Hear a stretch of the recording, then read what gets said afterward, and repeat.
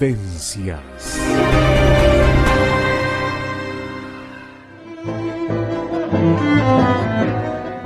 Aquel vecino nuestro que escribía.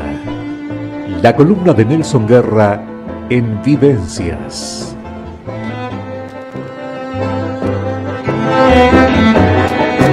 Bueno, muy buenas tardes, Nelson, muy bienvenido.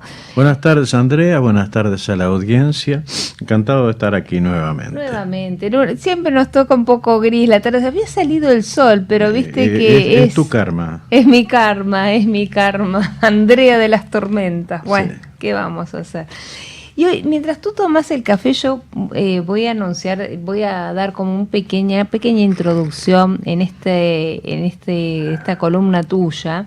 Hoy vamos a acercarnos al surrealismo, que es un movimiento artístico y literario surgido en Francia en el primer cuarto del siglo XX, en torno al poeta francés André Breton, uno de los autores más famosos de los manifiestos surrealistas.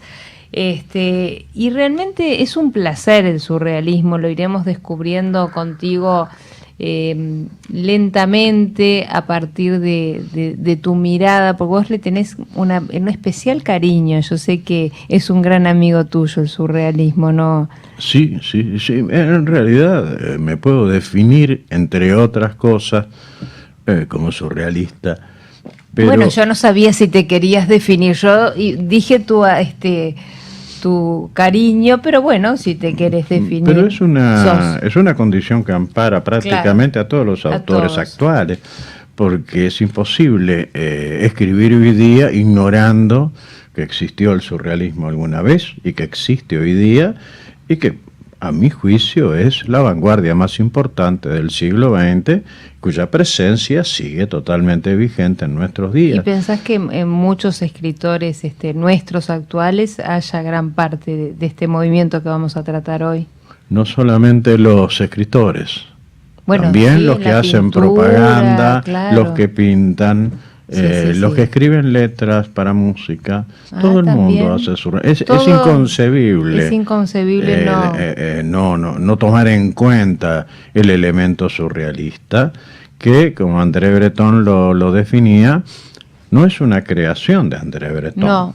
Es un descubrimiento. Permanentemente Breton habla de eso, de que descubren el surrealismo, y el surrealismo es preexistente, y que se encuentra en varias manifestaciones artísticas a lo largo de la historia.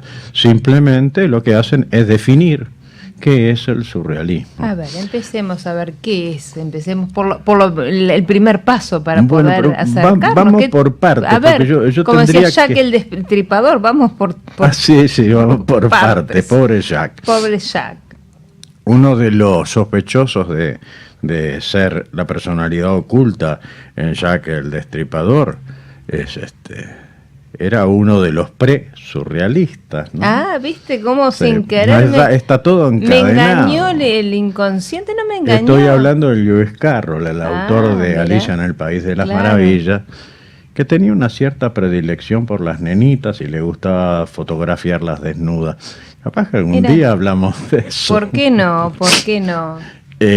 Bueno, veremos si no vamos en horario de protección al menor. Vos acordate de eso, pero bueno, nada más. No, creo que se puede entrar perfectamente. Nosotros podemos, sin entrar demasiado cabroso. A mí lo que me gustaría es explicar por qué estoy haciendo esta separación. Es muy importante el por qué. A ver. Ocurre una cosa, hasta el momento que hemos visto de la historia de nuestra literatura y de nuestros vecinos que escribían, teníamos, por un lado, escritores buscando una forma de expresión propia y logrando captar a determinado público. Claro.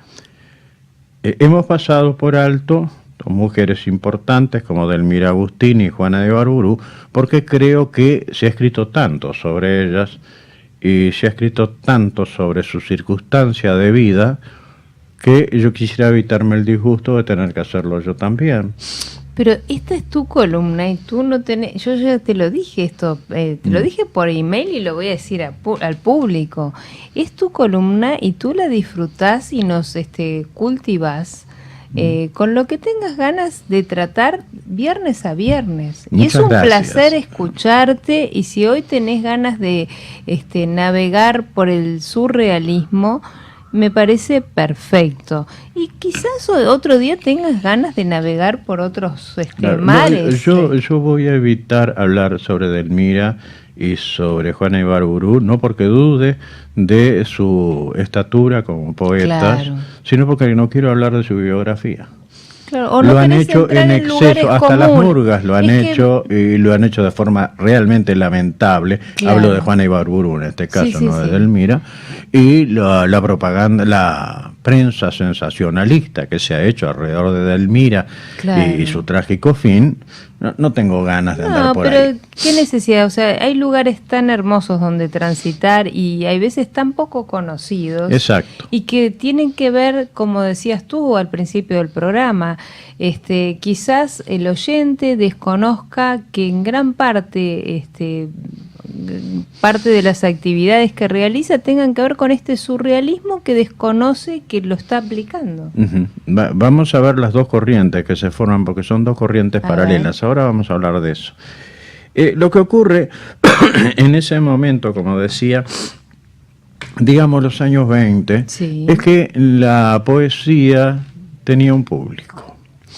Que ese público era mayoritariamente femenino, es cierto, sí, era mayoritariamente femenino, y las abuelas, aquellas abuelas, que en aquel entonces eran jovencistas, no solamente consumían poesía, sino que copiaban en cuadernos los poemas que más les llamaban la atención. Generalmente eran poemas románticos, obedecían a un modelo, tenían que ver con algo que era muy importante en ese momento, el movimiento conocido como modernista de Rubén Darío, y a partir de ahí empieza una revolución contra el modernismo, Sí. no solamente a nivel latinoamericano, en realidad empieza en Europa. Concretamente empieza en Francia, con la presencia de un autor que es el creador de la primera vanguardia del siglo XX, el futurismo, que se llamaba Filippo Tommaso Marinetti.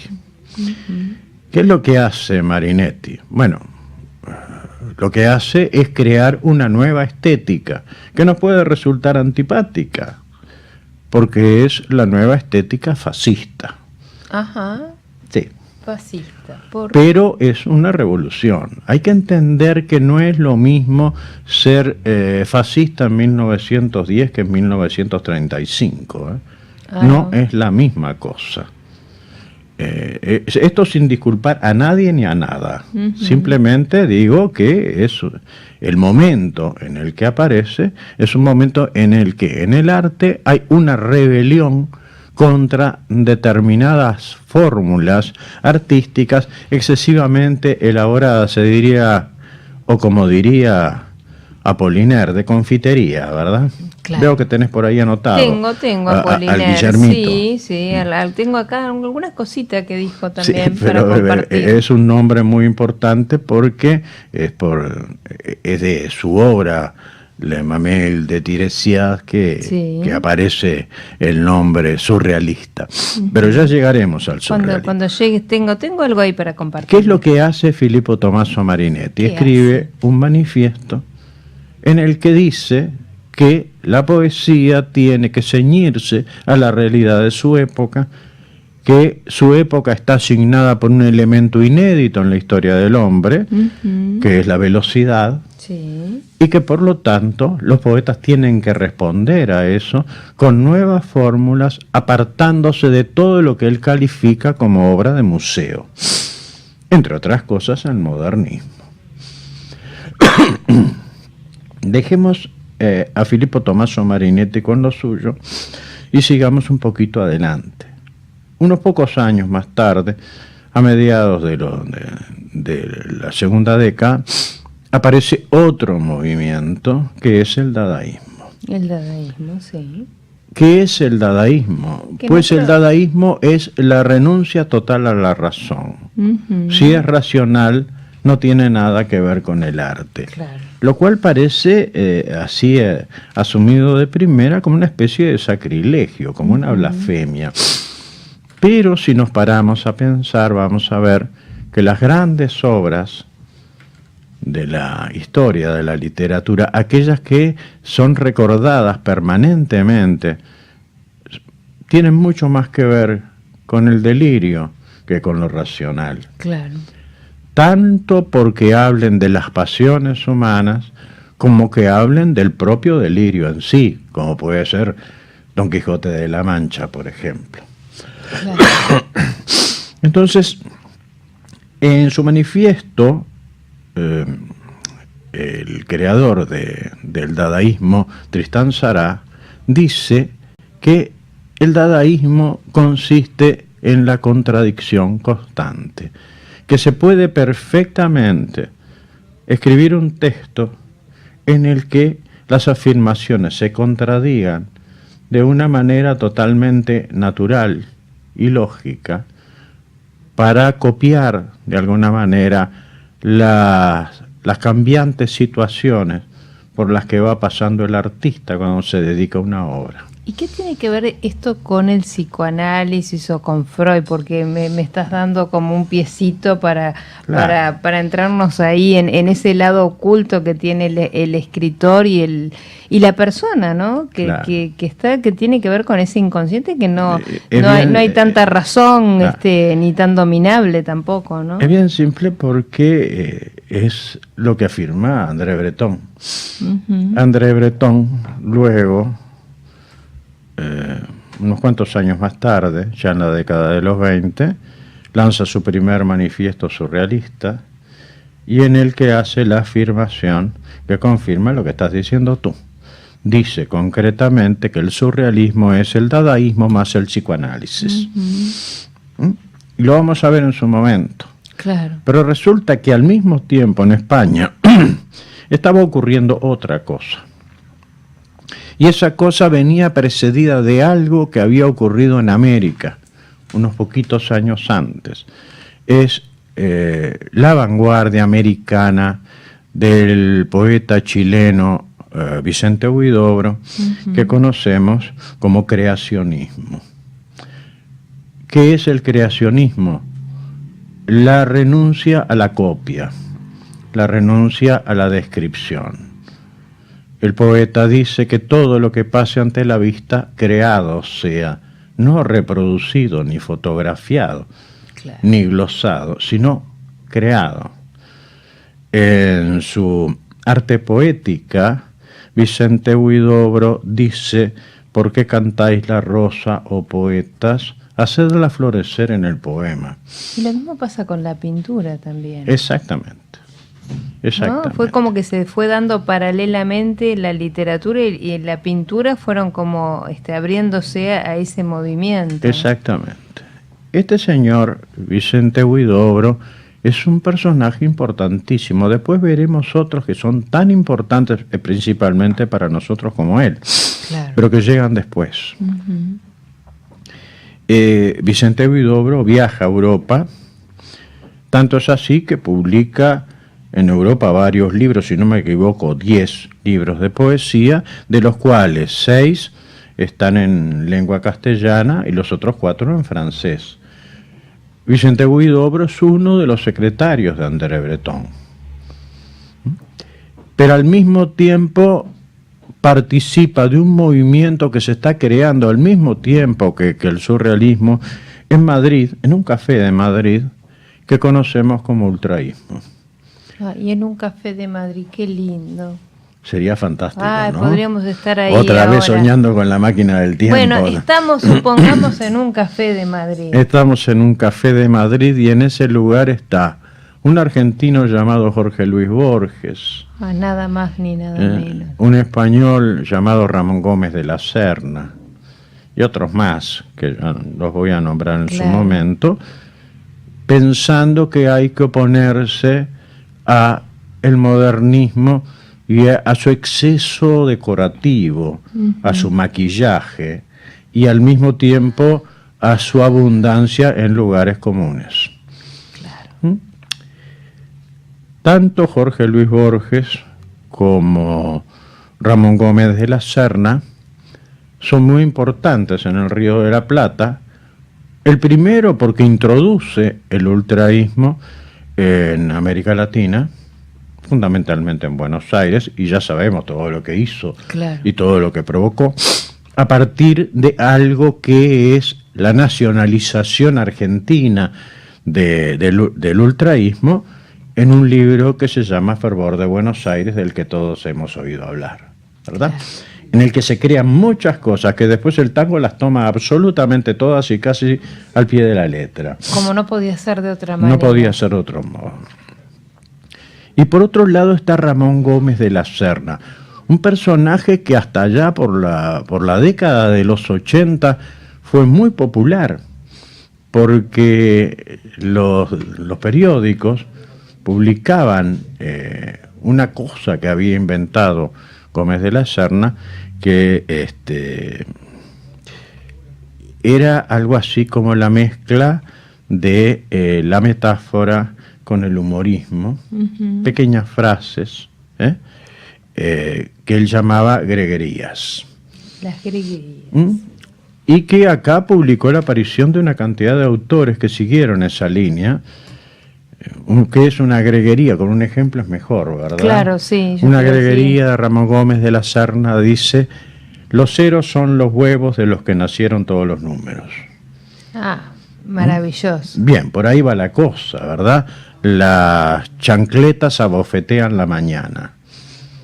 La metáfora llevada a su máximo Expresión, nivel. Claro. O sea, donde se elimina totalmente los sujetos de lo que se está diciendo para hacer que la imagen funcione como quiere Vicente Huidobro, ¿verdad? Que no se cante la rosa, sino que la rosa esté... acordar algo a Feliberto Hernández. Feliberto también, Hernández. Algo de Feliberto Hernández hay algo así, ¿no? Sí, por supuesto. Lo de Feliberto Hernández es cierto, la metáfora. La metáfora llevada al punto máximo, ¿verdad? Claro.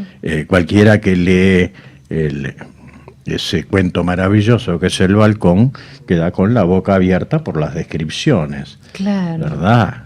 Cuando hablaba del silencio en la música, que es como un gran gato que pasea su cola entre las notas y las deja llenas de intenciones.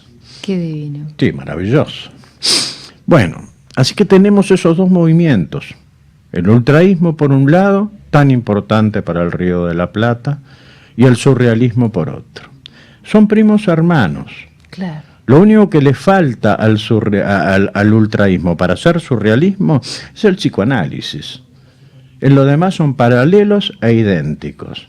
Confían en el delirio más que en la razón, renuncian a la razón, para que predomine lo sensual, el sentimiento por sí mismo, claro, que de por sí ya es irracional. Pero es un movimiento a la mano de los artistas, porque yo creo que los artistas, cualquiera, en cualquier índole, le estás dando las herramientas para una libertad absoluta, ¿no? Exacto. Sí, la palabra libertad aparece en todas las vanguardias. Se quieren liberar de todo lo del pasado, se quieren liberar de las academias, y todo empieza precisamente con el manifiesto de Filippo Tommaso Marinetti. Si te parece, mira, hacemos una breve pausa y continuamos con ese manifiesto. No sé, ¿hay más café? ¿Hay más café? Ah, pero bueno, mientras entonces vamos sí, a la adelante. pausa, uno doble para vos. Hacemos una breve pausa y quedan abiertas las líneas de comunicación.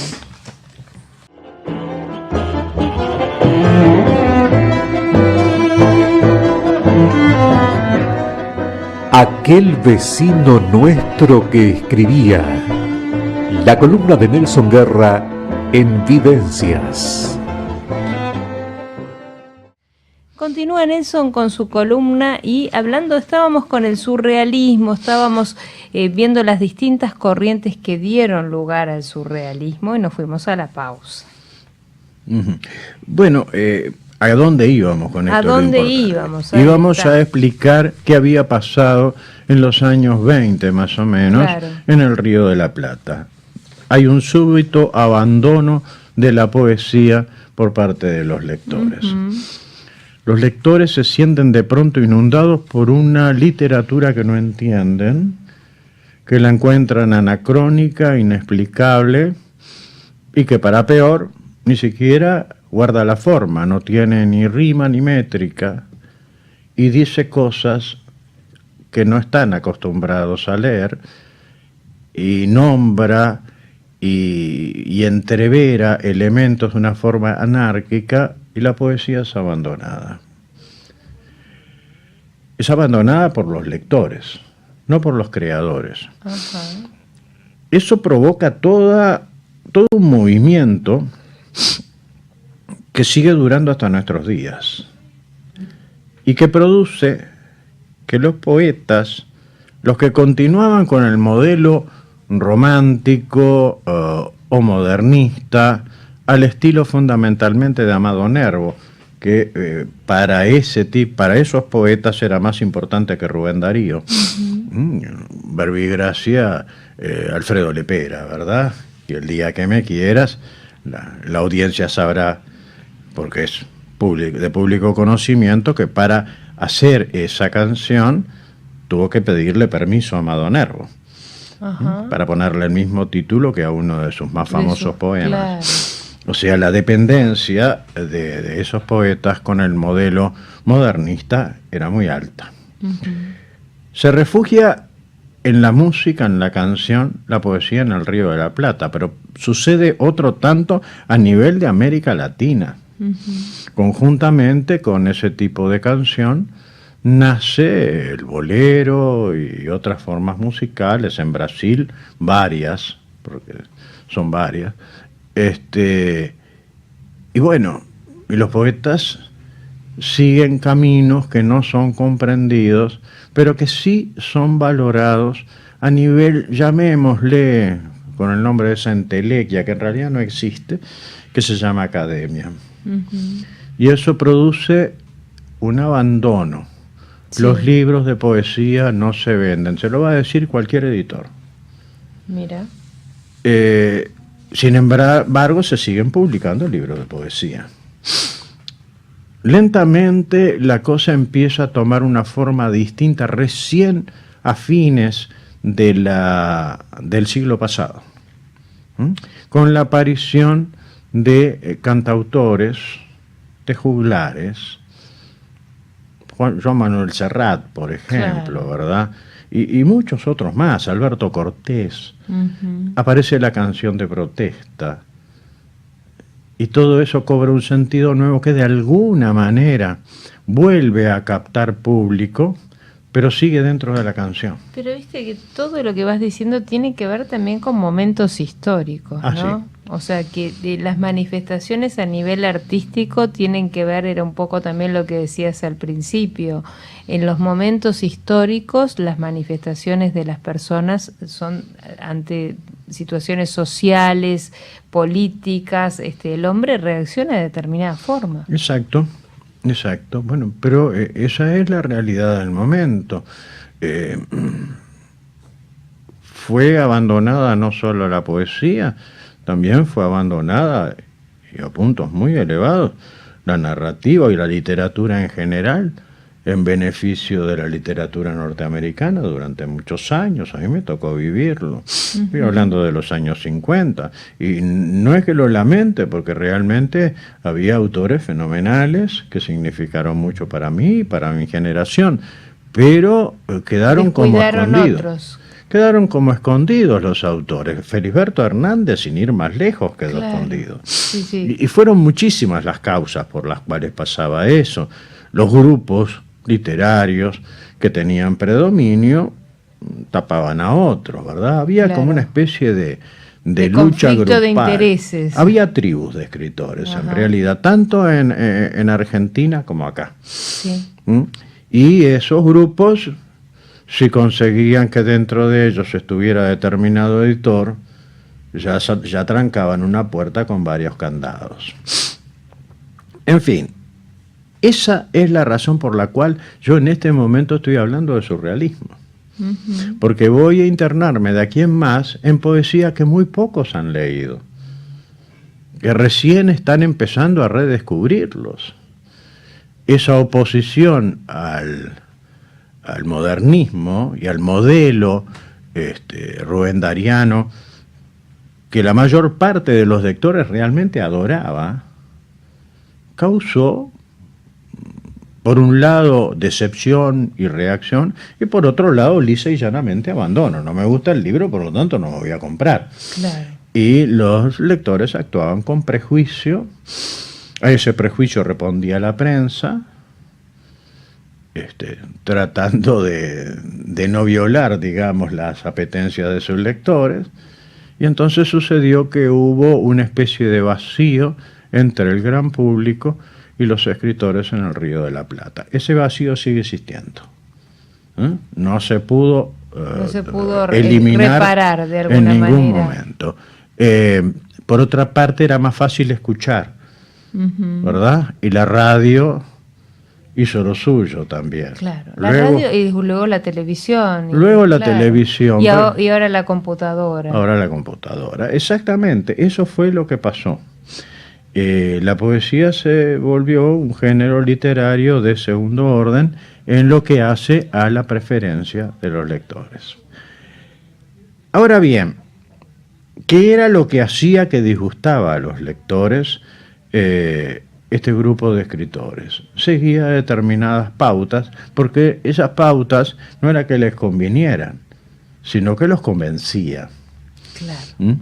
En el caso del surrealismo, que es el que nos convoca hoy, sí. ¿Qué era lo que hacían? Descubrieron un sistema de escritura muy especial. Dice André Breton en uno de sus manifiestos que el surrealismo lo que pretende es mostrar el funcionamiento real del pensamiento. Para hacerlo, crean un sistema de escritura llamado escritura automática. Ese automatismo consiste simplemente en lograr asociaciones libres, que es lo que hace un psicoanalista. Claro, ahí empieza ahí viene el nexo con el psicoanálisis. Lo que traen del psicoanálisis, más que nada, son los métodos de análisis, algunos métodos de análisis, que provoca la aparición de asociaciones libres.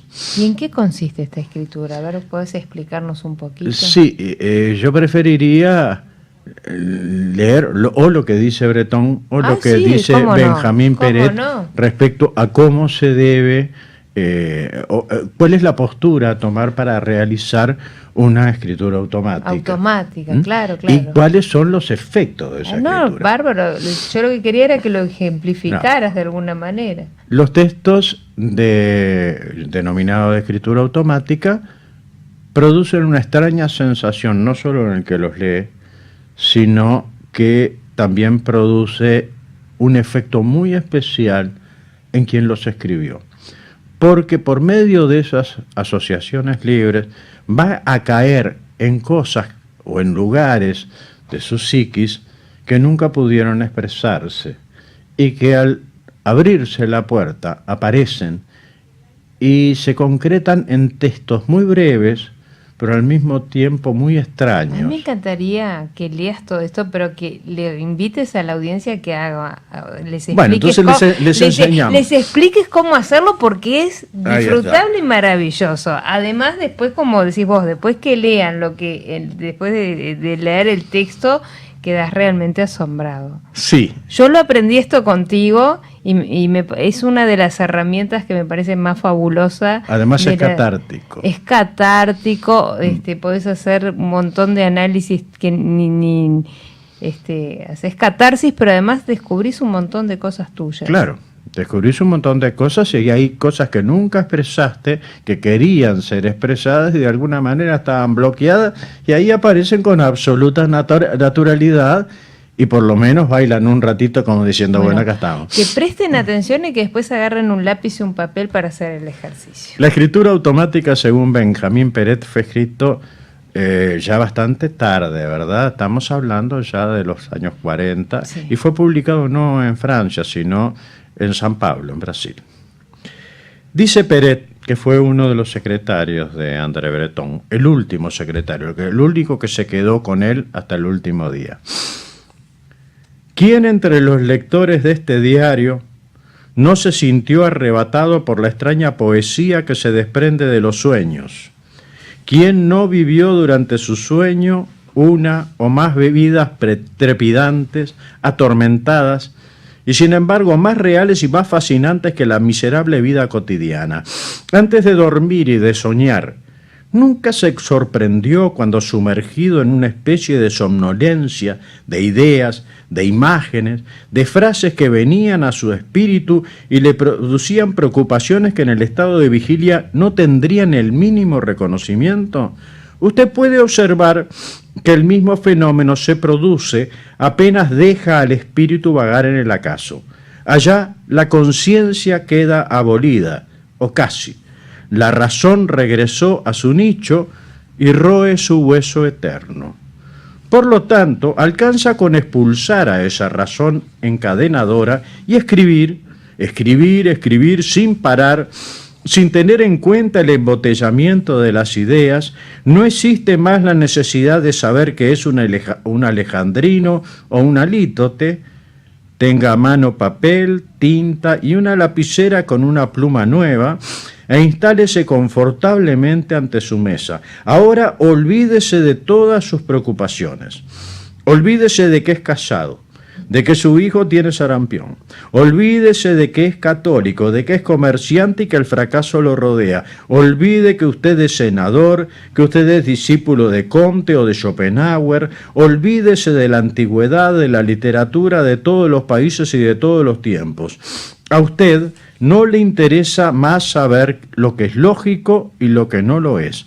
Usted no desea más saber qué quieren decirle. Escriba lo más rápido posible para no perder nada de las confidencias que le son hechas a usted mismo y, sobre todo, no relea.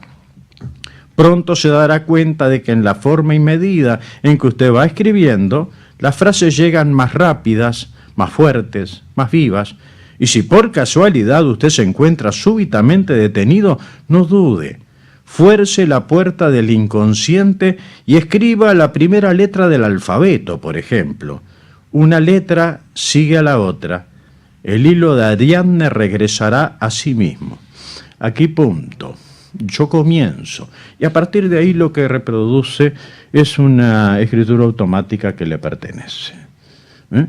Es larga. Puede ser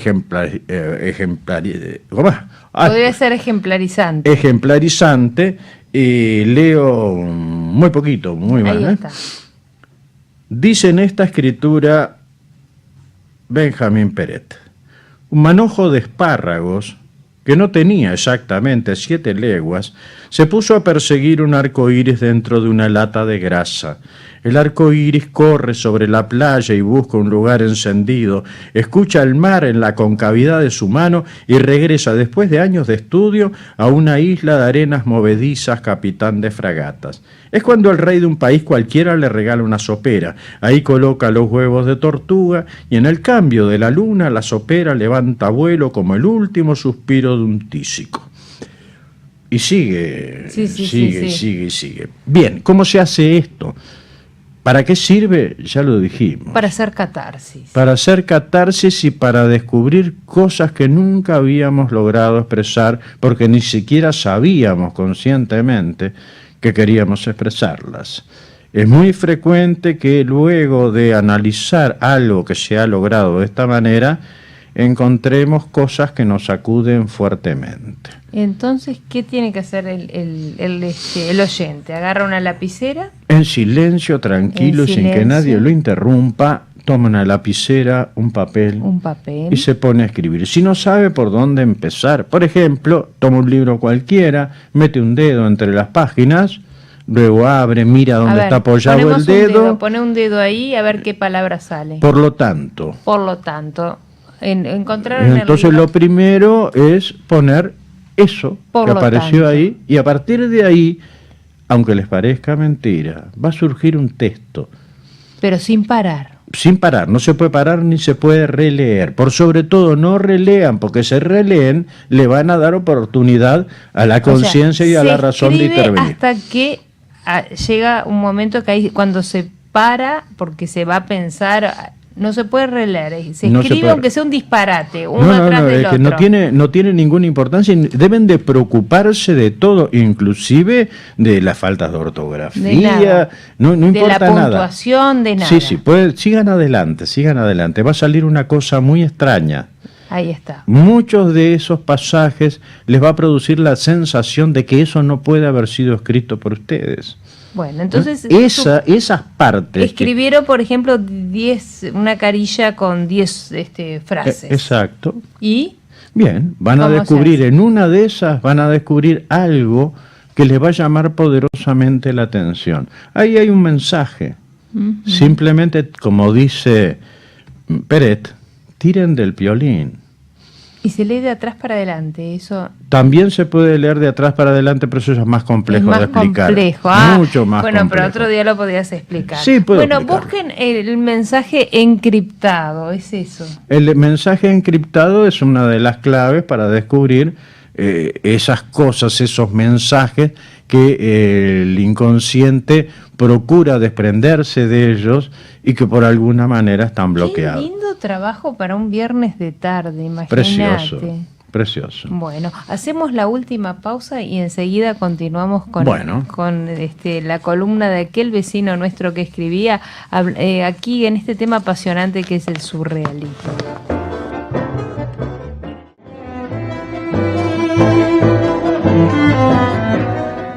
Aquel vecino nuestro que escribía. La columna de Nelson Guerra en Vivencias.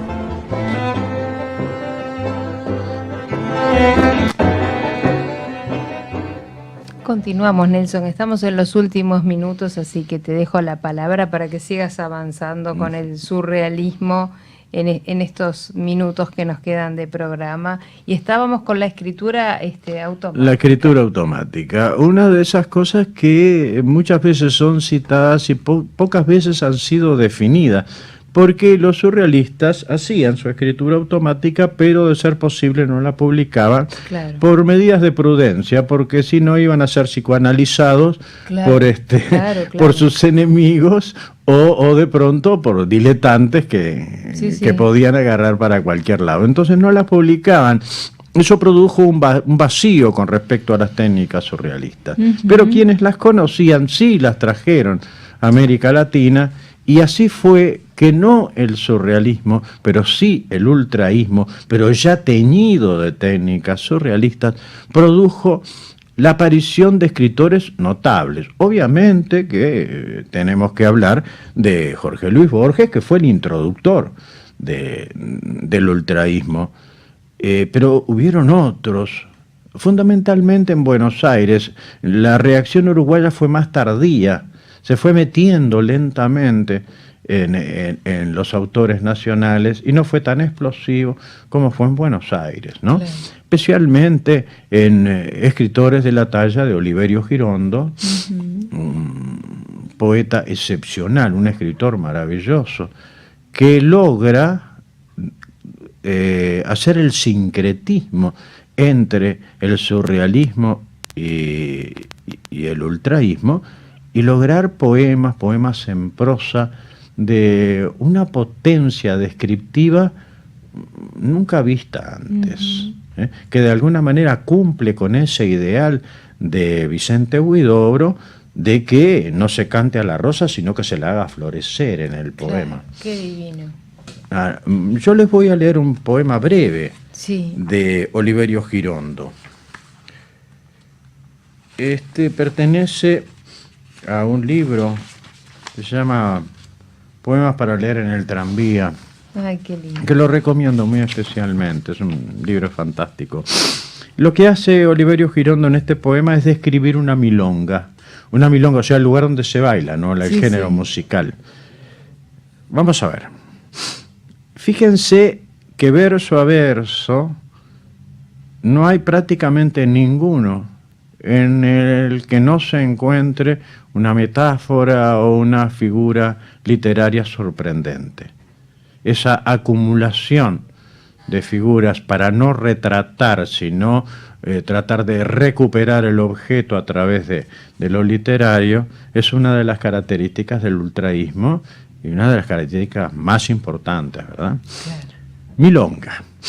Sobre las mesas, botellas decapitadas de champán con corbatas blancas de payaso, baldes de níquel que trasuntan enflaquecidos brazos y espaldas de cocotte. El bandoneón canta con esperezos de gusano baboso, contradice el pelo rojo de la alfombra, imana los pezones, los pubis y la punta de los zapatos. Machos que se quiebran en corte ritual, la cabeza hundida entre los hombros, la jeta hinchada de palabras soeces, hembras con las ancas nerviosas, un poquito de espuma en las axilas y los ojos demasiado aceitados. De pronto se oye un fracaso de cristales. Las mesas dan un corcovo y pegan 4 patadas en el aire. Un enorme espejo se derrumba con las columnas y la gente que tenía dentro, mientras en un oleaje de brazos y de espaldas estallan las trompadas, como una rueda de cohetes de Bengala. Junto con el vigilante entra la aurora vestida de violeta. Qué hermoso. Es fenomenal. Fenomenal, sí. Es fenomenal, es una pintura. No te vas a acordar de ninguna imagen. Vas a tener una visión. O sea, el poeta logró que la rosa floreciera en el poema, claro, y no que estuviera retratada ni glosada. Uh-huh. Es un Esa cuadro. mesa que pega 4 patadas, claro, en el aire es de una complejidad fenomenal, uh-huh, que únicamente se puede lograr por medio de las asociaciones libres. Claro. ¿Verdad? Una mesa que es golpeada porque hay una pelea, evidentemente. Claro. No dice pelea en ningún lado. No. No lo necesita. No necesita ser obvio nunca. Es más, Girondo jamás es obvio. Pero hay algunas que dejan pensando. ¿Por qué brazos y espaldas enflaquecidas de cocotte? Y porque están reflejadas en un balde de níquel. Uh-huh. Y entonces la imagen queda achatada, ¿verdad? Claro. Es perfecto en todo lo que hace. Uh-huh. Es un retrato magnífico. Bien, yo espero que los oyentes hayan tomado nota de cómo se hace para hacer una escritura automática y probarnos a ver qué nos sale, y bueno, de todo eso. Capaz que el viernes que viene tenemos anuncios de a ver cómo estamos en el último minuto, no sé cómo querés cerrar, pero el próximo viernes, si te parece que quedaron más cosas, podemos retomar.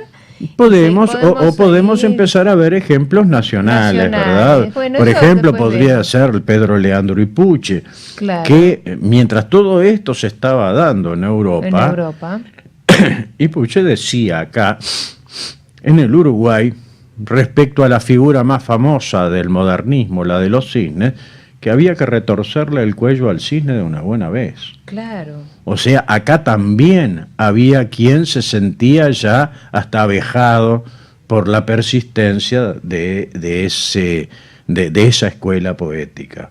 Acá te llega un mensaje antes de irnos, te lo tengo que leer. Dice un oyente: ¿cómo elijo qué sirve como texto o como frase de texto automático? Te dice Pablo. Vos explicaste, pero bueno, explícalo de vuelta. Mira, toma un libro cualquiera. Sin abrirlo, introduces un dedo, luego abres el libro y ves dónde se apoya el libro. A partir de ahí, tú lo copias, esas 2 o 3 palabras sobre las que se apoya tu dedo, las copias en una hoja en blanco y sigues adelante sin releer, escribiendo simplemente, sin detenerte, hasta que algo te diga que no tienes más nada que escribir. Recién en ese momento puedes leer lo escrito. Ahí vas a haber logrado una escritura automática y te vas a encontrar con cosas que te van a llamar muchísimo la atención. Gracias, Pablo, por la consulta. Pablo se llama. Pablo, sí, Pablo. Gracias, Pablo. Si te parece, Nelson, vamos cerrando por aquí porque lamentablemente se nos fueron los minutos. Es un placer. Tu columna se pasa tan agradable, tan rápido que Muchas gracias. Se nos va volando el tiempo. Muchas gracias. Te espero el próximo viernes y seguiremos hablando. Sí. Y va a ser fantástico. Me quedó algo colgado. ¿Por qué André Breton destaca al conde de Lautréamont, a nuestro compatriota Isidoro Dicas? Bueno, quiero explicarlo porque es muy importante. Porque en uno de sus manifiestos surrealistas, André Breton toma una frase de los cantos de Maldoror, una oración, perdón, una imagen de los cantos de Maldoror, en los cuales queda perfectamente delineada el concepto de estética que tenía el surrealismo. ¿No podremos leer nada de los cantos de Maldolor? Podríamos ver algo de los cantos de Maldoror, aunque son un poco fuertes, pero un pedacito, pero un trocito. Quería decirles a los oyentes que esa oración dice exactamente: ¿cómo dice? Hermoso como el encuentro casual sobre una mesa de disecciones de una máquina de coser y un paraguas. Más surrealista que eso, imposible. Pero fue escrito en 1897, un poco antes del 97, o sea, 20 años antes de que a alguien se le ocurriera el surrealismo. Bueno, muchísimas gracias. Vivencias.